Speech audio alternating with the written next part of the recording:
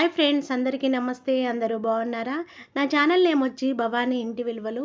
నా ఛానల్ని సబ్స్క్రైబ్ చేసుకోండి. బెల్ సింబల్ వస్తుంది, దానిపైన క్లిక్ చేస్తే ఆల్ అనే ఆప్షన్ వస్తుంది.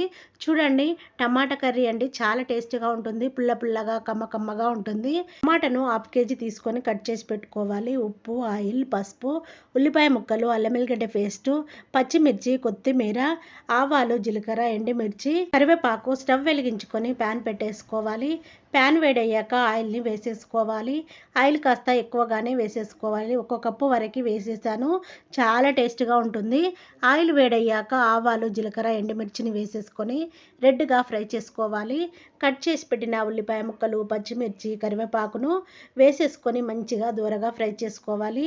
ఫ్రెష్గా రెడీ చేసి పెట్టుకున్న అల్లం వెల్లిగడ్డ పేస్ట్ని వేసేసుకొని పచ్చివాసన పోయే వరకు ఫ్రై చేసుకోవాలి.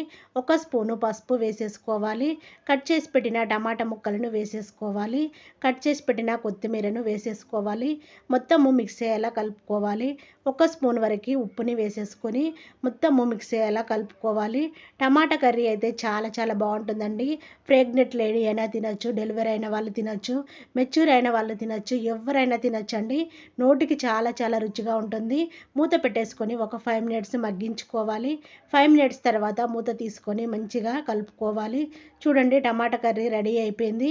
ఇప్పుడు ఒక బౌల్లో వేసుకొని చూపిస్తున్నాను. చూడండి, చాలా టేస్టీగా ఉంటుంది. మనం ఇందులో వాటర్ కానీ ఏమీ యాడ్ చేయలేదు, మసాలాలు కూడా యాడ్ చేయలేదు. జస్ట్ కొన్ని ఇంగ్రీడియంట్స్ వాడి టమాటా కర్రీని రెడీ చేసి చూపించాను. టేస్ట్ మాత్రం ఒక లెవెల్గా ఉంటుంది.